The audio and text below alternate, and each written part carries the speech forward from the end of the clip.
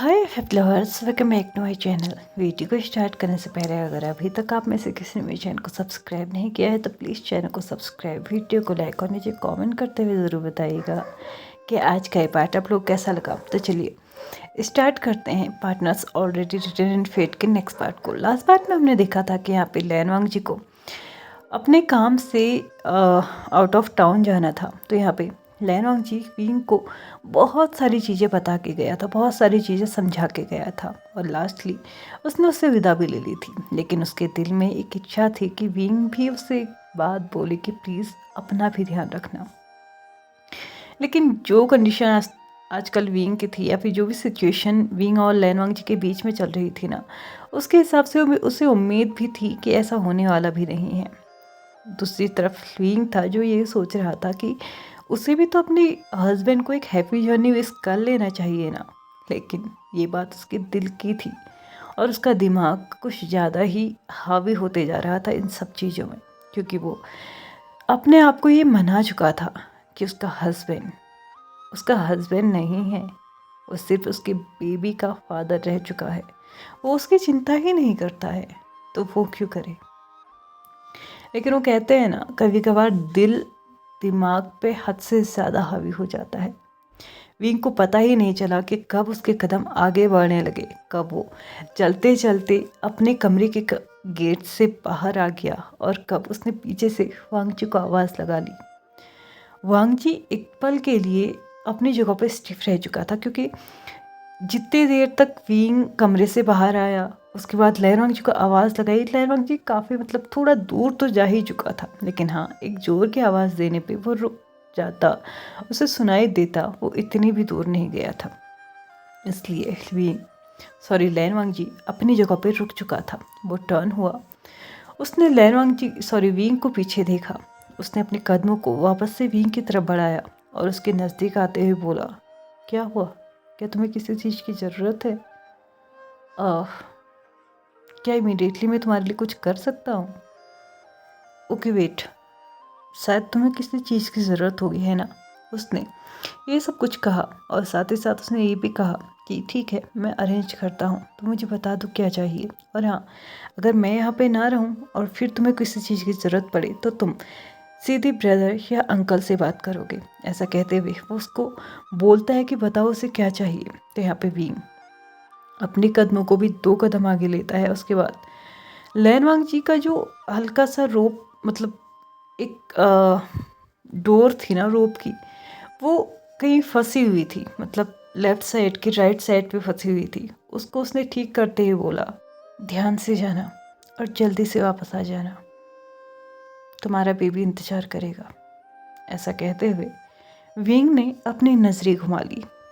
भले ही उसका दिल जीत चुका था, लेकिन दिमाग का काम अभी भी चालू था।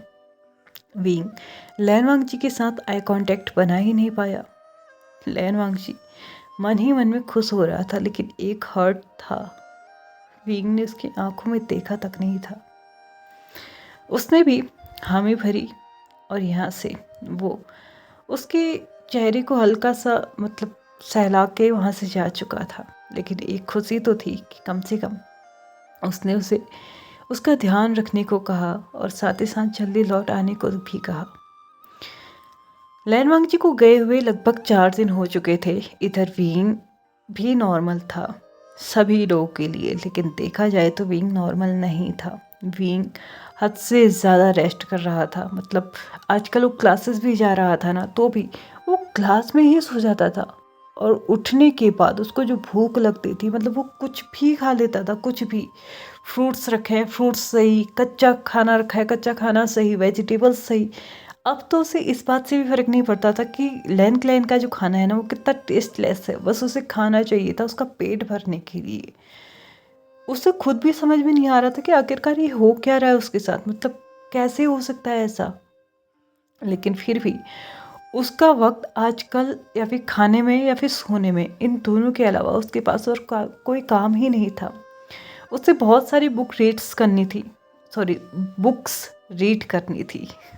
तो वो लाइब्रेरी में जाता तो था, बट वहाँ पे भी जाके वो सो जाया करता था, कितने बार तो सर्वेंट्स को उसे उठाने के लिए आना पड़ता था कि प्लीज़ मास्टर अपने रूम में जाके सोइए, और वो उन बुक्स को वहीं पे छोड़ के अपने रूम में जाके सोता था। लेकिन ये सारी चीज़ें सच में बहुत ज़्यादा वियर्ड होते जा रही थी, और लोगों के लिए ये एक प्रेगनेंसी की मतलब कंडीशंस थी, और ये सारी नॉसिस टाइप की चीज़ें होती रहती हैं। ये सारी चीज़ें हर किसी को लग रही थी, लेकिन विंग के लिए ये वियर्ड चीज़ें थी। उसके साथ ऐसा कभी नहीं हुआ, और वैसे होता भी कैसे, प्रेग्नेंट भी तो पहली बार हुआ है ना, और ये सब कुछ होना नॉर्मल था। ये लैन चिरेन के साथ साथ बाकी सारे एल्डर्स और जो लैन हीलर्स थे ना, वो भी बोल रहे थे। लेकिन विंग को नहीं, पर्सनली कुछ भी अच्छा नहीं लग रहा था। उसे बार बार पता नहीं क्यों वही बात याद आ रही थी जो कि लैन हीलर ने बोली थी कि इसे मतलब जितना हो सके रिसेंटफुल एनर्जी से, नेगेटिव एनर्जी से, नेगेटिव वाइब्स से दूर रखना। हालांकि वो अच्छे से जानता था कि लैन वांग जी ने उसे एक ताबीज़ पहनाया है जिसकी वजह से कोई भी नेगेटिव एनर्जी उसके आसपास नहीं आ सकती। उनके रूम में, उनके जो क्वार्टर है ना, वहाँ पे भी बहुत सारे बैरियर्स सेट हैं। बहुत कुछ लैन वांग जी ने किया है, तो इस वजह से वो निश्चिंत भी था, और कहीं ना कहीं वो भी इस बात पे विश्वास कर चुका था कि शायद हाँ, ये प्रेगनेंसी के जो नर्सेस होते हैं वो उसी के कारण है। मतलब ये जो होता है ना कंडीशन, कहते हैं कि इस वक्त दो जान तुम्हारे अंदर से एक मतलब काम करते हैं, तो ऑफकोर्स सी बात है तुम्हें दो दो इंसानों के बदले सोना है, दो दो इंसानों के बदले खाना है। तो यही सारी चीज़ें ना विंग के दिमाग में चल रही थी, तो उसने इन सारी चीज़ों को अब लाइटली लेना स्टार्ट कर दिया था, और उसे जब जब भूख लगती थी ना, वो तब तब खाता था, जब जब उसका मन सोने का होता था ना, वो तब तब सोता था। मेडिटेशन क्लासेस, रीडिंग, इन सब का तो टाइम बिल्कुल 10% भी नहीं रह चुका था, लेकिन उसे कहीं ना कहीं से तो टाइम निकालना था ना। वो अपनी पूरी कोशिश कर रहा था, लेकिन हो नहीं पा रहा था। निकलते निकलते 2 हफ्ते निकल चुके थे, और लैन वांग जी अभी तक वापस नहीं आया था। लैन वांग जी, सॉरी विंग, लैन चिरेन और लैन सिचेन दोनों से ही कोशिश कर रहा था कि पता लगा सके कि आखिरकार लैन वांग जी है कहाँ, वो किस कंडीशन में है। लेकिन वो दोनों ही अच्छे से इस चीज़ को संभाल रहे थे कि विंग को कुछ भी पता ना चले, क्योंकि ऑफकोर्स हम जानते हैं कि लैन वांग जी जो है ना, वो पपेट्स का जो काम है, पपेट्स की जो कंडीशन, सिचुएशन, प्रॉब्लम इस वक्त आई है, उसको ही सॉल्व करने के लिए गया है। और अगर विंग को पता चल गया कि पपेट्स वाला सीन चल रहा है, तो वो तो बिना सोचे समझे ही कूद जाएगा इस सिचुएशन में। और जैसे कि ऑलरेडी लैन हीलर्स बोल चुके हैं कि उसके लिए नेगेटिव एनर्जी के आसपास रहना भी बहुत ज़्यादा खतरा भरा हो सकता है, तो इसलिए जितना हो सके लैन चिरेन और लैन सिचेन उसे इन सब से दूर ही रखने की कोशिश कर रहे थे। यहाँ पे विंग खाता सोता, इसके अलावा उसका कोई और काम रह ही नहीं चुका था। एक तरफ विंग का अलग सीन चल रहा था, दूसरी तरफ लैन वांग जी था जिसको अभी तक कोई भी क्लू मिला ही नहीं था। मतलब कुछ भी नहीं मिला था उसको, बस पपेट्स मिल रहे थे। इतने टाइम में वो उनसे कैसे डील करना है ये सोच रहा था, इसका उपाय निकाल रहा था। लेकिन एक्चुअल में इन पपेट्स को बना कौन रहा है, इनको क्रिएट कौन कर रहा है, कौन इसके पीछे है, इस तक तो वो 1% भी तक नहीं पहुंचा था। लेकिन तीसरी तरफ एक छोटी सी मीटिंग जिसमें सिर्फ 2 लोग थे, मेल फीमेल, दोनों ही मेल्स या दोनों ही फीमेल्स, ये कोई नहीं जानता। लेकिन हाँ, एक कमरे के अंदर वो दोनों ही थे, जिसमें एक इंसान बोल रहा था, अब तुम्हें अपना काम कर देना चाहिए। तो यहाँ पे दूसरे की आवाज़ आई, चिंता मत कीजिए, काम अपनी जगह पे हो रहा है, बहुत जल्दी ही हम वो पालेंगे जो हमें चाहिए। यहाँ पे इन दोनों ने ही अपनी इस मीटिंग को यहीं पे डिसमिस कर दिया था। दूसरी तरफ धीरे धीरे विंग का इस तरीके का रवैया ना अब सच में बहुत ज़्यादा स्ट्रेसफुल होते जा रहा था लैंड हीलर्स के लिए। हालांकि वो चेक कर रहे थे, सब कुछ नॉर्मल था, लेकिन विंग की जो खाने की आदत बन रही थी ना, दिन भर खाते रहो खाते रहो खाते रहो, और कुछ भी खा लो, मतलब कच्चा अधपका जो हाथ में आ रहा है। मतलब वेजिटेबल्स कुछ होती हैं जिन्हें हम कच्चा भी खा लेते हैं, लाइक खीरा, टमाटर और मूली, ये सारी चीज़ें हम कभी कभी कच्ची खा लेते हैं, बट वो तो उन जो चीज़ों को भी कच्चा खा रहा है जो खाई ही नहीं जा सकती। ये देख के ना लैन हीलर्स बहुत ज़्यादा परेशान थे। उन्होंने न जाने इस टाइम पे कितने काढ़े बना दिए, कितने मेडिसिन्स बना दी विंग के लिए, लेकिन उनका कोई असर ही नहीं था। विंग अपनी प्रोग्रेस में चलते जा रहा था। सिचुएशन ऐसे ही 1 महीने तक चली और फाइनली आज दिन आ चुका था जब लैन वांगची कुसु वापस आ चुका था, क्लाउड रिसेसिस वापस आ चुका था। यहाँ पे आने के बाद उसे पता चलता है कि विंग की क्या कंडीशन है, मतलब वो क्या कर रहा है आजकल। दिन भर सोते रहता है और खाते रहता है, इसके अलावा कोई और चीज़ उसके बस की है ही नहीं। वो करना चाह रहा है तो भी वो कर नहीं पा रहा है। यहाँ पे लैन वांगची अपने ही मन में सोचता है, सच में विंग को कोई कंट्रोल नहीं कर सकता।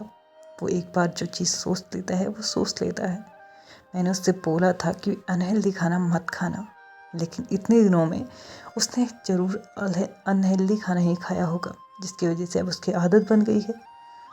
इन सभी को लग रहा है कि ये एक वरिड होने की बात है, मतलब ये किसी और चीज़ की बात है, लेकिन सच तो ये है विंग को ऐसा खाना खाने की आदत है और एक बार उसके मुंह में ऐसा खाना लग गया है तो अब उसे बस दिन रात वही चाहिए है। मुझे कुछ भी करके उसकी ये आदत छुड़वानी होगी, वरना मेरा बेबी, सॉरी हमारा बेबी कहीं किसी रिस्क में ना पड़ जाए। विंग इस वक्त भी अपने कमरे में खाना ही खा रहा था और जैसे ही वो खाना खा रहा था ना, तो उसके कमरे का दरवाज़ा खुलता है और लैन वांगची कमरे के अंदर घुसता है। और लैन वांगची ने देखा कि विंग इस वक्त जो है ना वो खाना खा रहा था और उसके खाने में उसने जो मिलाया हुआ था ना, वो देख के तो लैन वांगची हद से ज़्यादा शॉक्ड हो चुका था। उसने उसमें चिली ऑयल मिलाया था, जबकि वो अच्छे से जानता है कि चिली ऑयल उसके बेबी के लिए कितना हानिकारक है। हाँ, लैन वांगची मतलब जानता है कि चलो ठीक है, इस टाइम पे सिचुएशन मतलब होती है, क्रेविंग्स होती है, लेकिन इतना ज़्यादा कोई इंसान खा भी कैसे सकता है। मतलब प्रेग्नेंट पर्सन तो दूर की बात, नॉर्मल इंसानों के लिए भी इतना खाना बहुत ज़्यादा होता है। उसने ऑलमोस्ट हाफ बॉटल उसमें डाली हुई थी। ये देख के लैन वांगची चिल्लाते हुए विंग के पास आता है कि तुम ये क्या कर रहे हो, क्या तुम्हें बिल्कुल भी होश नहीं है कि तुम्हारे बेबी के साथ क्या होगा। तो यहाँ पे विंग लैन वांगची की तरफ एक पपी आइज के साथ देखते हुए बोलता है, मुझे नहीं पता, बस मुझे खाना है। अगर मैं इसे नहीं खाऊंगा ना, मुझे सफोकेशन सी फील होती है। मुझे नहीं पता चल रहा है कि मेरे साथ क्या हो रहा है, बस मुझे खाना है। और चिंता मत करो, बेबी को कुछ भी नहीं हो रहा है। मैं डेली लैन हीलर से अपना चेकअप करा रहा हूँ। ये सारी चीज़ें ना विंग ने अपने आंसू भरी निगाहों से बोला था। ये सारी चीज़ तो हर कोई देख रहा था कि विंग खाना खा रहा है, अनहेल्दी खाना खा रहा है, लेकिन ये कोई नहीं देख पा रहा था कि विंग को भी उससे तकलीफ़ हो रही थी। एक्चुअल में इतना अनहेल्दी खाना खाना कुछ ना कुछ तो उसकी बॉडी में रिएक्ट करेगा ही ना, लेकिन फिर भी उसकी बॉडी उसी चीज़ को मांग रही थी। यहाँ पे लैन वांगची धीरे से विंग के बगल में बैठता है, उस खाने की ट्रे को साइड करता है, उसके बाद उसको अपनी तरफ देखने पे मजबूर करते हुए बोलता है, क्या हो रहा है विंग, बताओ मुझे, क्या फील कर रहे हो तुम? क्या कुछ ऐसा है जो मुझे जानना है? क्या इस 1 महीने में तुम्हारे साथ कुछ गलत हुआ है?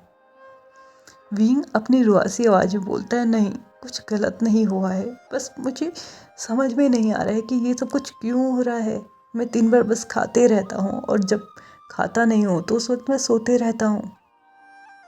मुझे नहीं पता, मैं कच्ची कच्ची चीज़ें भी खा लेता हूँ, अधपकी चीज़ें खा लेता हूँ, और इतना सारा स्पाइसी खाना। मुझे पता है मेरी बेबी के लिए गलत है, मैं ये नहीं करना चाहता, लेकिन फिर भी मुझसे ये हो रहा है। मुझे नहीं पता ये क्यों हो रहा है, लेकिन ये मेरी बॉडी की नीड्स हैं, मुझे ये चाहिए है। विंग के आंसू बिल्कुल धारा बन के उसकी गालों से नीचे बह रही थी। लैन वांगची विंग को इस कंडीशन में नहीं देखना चाहता था। उसने विंग को टाइटली अपने गले से लगाया और उसको बोला, ठीक है, तुम्हें यही खाना है ना, ठीक है, मैं तुम्हारे लिए कुछ स्पेशल बनाऊंगा, ठीक है, हेल्दी खाना खाएंगे। यहाँ पे विंग ने ऐसे ही रुआसी आवाज़ में नोट किया और लैन वांगजी ने विंग को अपने आर्म्स में लिया और उसे बेड पे रख दिया। बेड में रखने के बाद उसके सर को सहलाते हुए उसने बोला, ठीक है, तुम्हें नींद आ रही होगी ना, इस वक्त तुम सो जाओ, मैं तुम्हारे लिए कुछ अच्छा सा बना के लेके आता हूँ, फिर तुम खा लेना। ऐसा कहते हुए विंग को लैन वांगजी ने अच्छे से सुला दिया था। उस खाने को जो कि उसने अपने सामने रखा हुआ था, विंग ने उसको उठा के लैन वांगजी बाहर ले गया था। वो खुद किचन में गया, कुछ अच्छा सा विंग के लिए बना के लेके आया। विंग ने वो खाना खाया और खाना खाने के बाद उसे सच में लग रहा था कि आज उसने कुछ खाया है। उसने लैन वांगजी से डिमांड की कि वो आगे भी ये सब कुछ बनाए। तो यहाँ पे लैन वांगजी बोलता है ऑफकोर्स, उसे जब जब टाइम होगा वो ज़रूर बनाएगा। ऐसा ऐसे करते करते 1 हफ्ता बीत गया था। विंग के खाने की जो आदत थी वो कम तो नहीं हुई थी, लेकिन हाँ, लैन वांगजी पूरा ध्यान रख रहा था कि वो जब भी खाए, जो भी खाए, वो हेल्दी खाए। और वो खुद भी मतलब जितना हो सके वो खुद ही विंग का पर्सनली ध्यान रख रहा था। और विंग भी वही सारी चीज़ें कर रहा था जो कि लैन वांगजी को करने के लिए कह रहा था। मतलब अपने आप पे वो पूरा कंट्रोल ले रहा था। वो बिना मतलब सोए ना, बिना मतलब खाए ना, ये सारी चीज़ें वो कंट्रोल में रखने की कोशिश कर रहा था और काफ़ी हद तक वो सक्सेसफुल हो भी रहा था। यहाँ पे लैन वांगजी और विंग दोनों ही एक रात मिडनाइट पे सोए हुए थे, बट अचानक से विंग के माथे पे ना पसीना आना शुरू हो जाता है। विंग को बहुत ज़्यादा गर्मी लगनी स्टार्ट हो जाती है। वो समझ नहीं पा रहा था उसके साथ क्या हुआ, लेकिन धीरे धीरे धीरे उसकी बॉडी भी ट्रेम्बल करने लगी थी और साथ ही साथ उसे बहुत ज़्यादा पेन भी होने लगा था उसके स्टमक पे। उसने उसी पेन में कराते हुए अपने इस बैली को ऐसे पकड़ लिया जैसे कि वो उस बैली में जो भी चीज़ें उसकी है ना इस वक्त, उसको बहुत सिक्योरली होल्ड करना चाहता है। लेकिन उसकी ऐसी एक्शंस से ना, मतलब उसकी बॉडी जो हिल रही थी, उसने जो कराह निकाली थी, उसकी वजह से लैन वांगजी उठ चुका था। लैन वांगजी ने जैसे ही देखा कि विंग इस कंडीशन में है तो उसने विंग को जगाया। विंग अभी भी नींद में था, लेकिन उसने विंग को थोड़ा सा हिलाते हुए उसे जगाया। उसके बाद पूछा, क्या हो रहा है तुम्हें? विंग ने बहुत टाइटली अपने बैरी को पकड़ लिया और उसने लैन वांगजी के जो क्वेश्चन था ना उसका आंसर ही नहीं किया। विंग जोर जोर से चीखने चिल्लाने लगा।